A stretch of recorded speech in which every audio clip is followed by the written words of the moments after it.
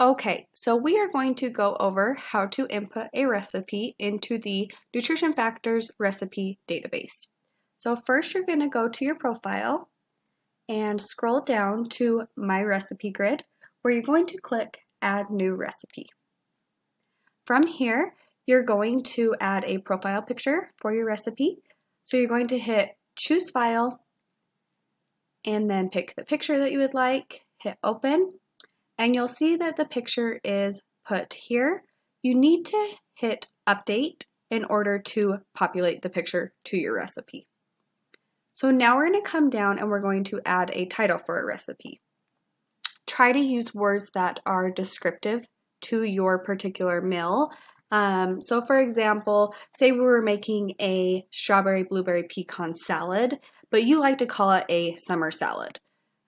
We actually recommend using words like the strawberry, blueberry, or pecan because those are going to be the words used to search for your recipe. So instead of calling it a summer salad, we recommend calling it a strawberry, blueberry, pecan salad.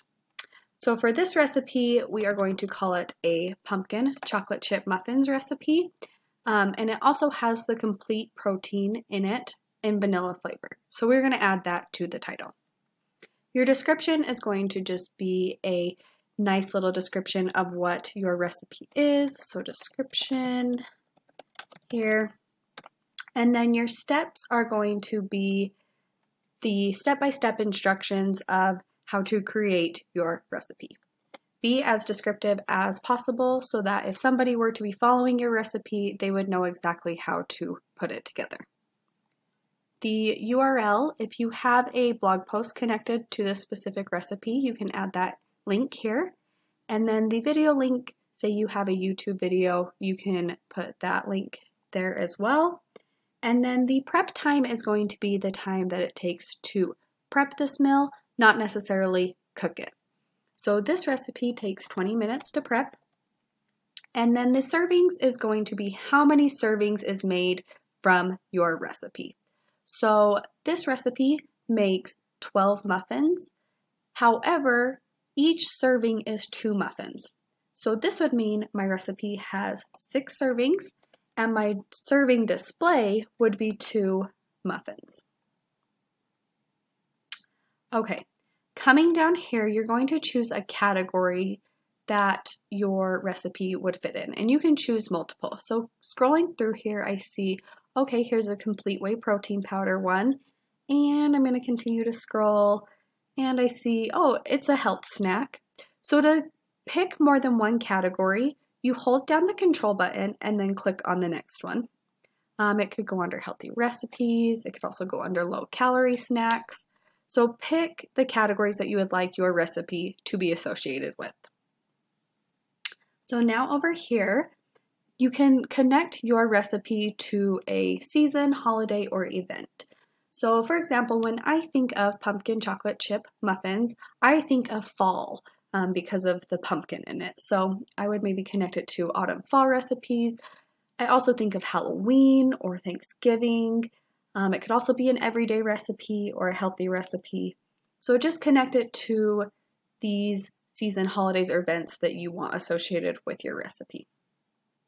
Down here, the color. So this is going to be the colors of the food in your recipes. So back to the salad example, a strawberry blueberry pecan salad would have red from the strawberries, blue from the blueberries, brown from the pecans. And then in our recipe, the pumpkin chocolate chip muffins would have, say, orange and brown from the pumpkin and the chocolate chips. So I'm just going to hit multiple colors. This next box is if you want to display it in the community recipe search. So you would hit that, and then this box is going to come up, making sure that you both own the recipe and the image saved here, which they have to be. You have to own them. You can't use somebody else's images just for copyright purposes. So as long as you own this recipe and this picture, you hit OK. And then you can also ask for approval to submit the recipe to our featured recipes. If you would like to try to submit it to our featured recipes, you'd click this button and it would be sent to us, and we would either approve or deny the recipe. So now is putting in the ingredients for your recipe. So we're going to start. My first ingredients is 1 cup of old-fashioned rolled oats. So I'm going to search for oats and come down and find the ingredient that fits the best for my recipe. So this one is the one I will choose, and it has 1 cup. And then you need to connect it to a food group. So oats are a starch or a grain. Now, if I were to hit add from here, the way that it would display is 1 cup cereal oats, regular and quick, not fortified dry. So that is not a very nice way to display the ingredient. So we can actually go in and hit edit, and we're going to change the way it's displayed. So my displayed name is going to be Old Fashioned Rolled Oats. I'm going to display it's 1 for quantity, and my measurements is a cup. So I'm going to do C, and I can hit save. And then as you can see, it's changed the way that that ingredient is displayed. So as you're going through and adding other ingredients, we recommend staying consistent with how you're inputting your ingredients. So for example, I used all lowercase for my ingredient, and for my cup, I just used the abbreviation C, and that is the way that Nutrition Factors puts in their recipes. So if you'd like to stay consistent with that, go ahead, just stay consistent throughout your whole recipe regardless. So now I'm going to add in my second ingredient, which is Nutrition Factors Complete Whey Protein. So I'm going to search for complete, and here it is. It's the vanilla flavored, and in my recipe it's 2 scoops, and the category is a protein. So instead of hitting add right here, I can actually just change my display name right here. So I'm going to do the quantity is 2, the measurement is scoops, and the display name is Complete Whey Protein, and then it is vanilla flavored. So I hit add, and now it's added my second ingredient. If you were going through adding your ingredients and you actually decided that you wanted to change the order of the way that they are displayed, you can do so by going back and hitting edit and then changing the order here. So as you can see, this is order 1, which means it's at the top. You could say as you're going along, you actually wanted this ingredient, say on order 5, you would change it there, hit save, and then it would change the order of your ingredients.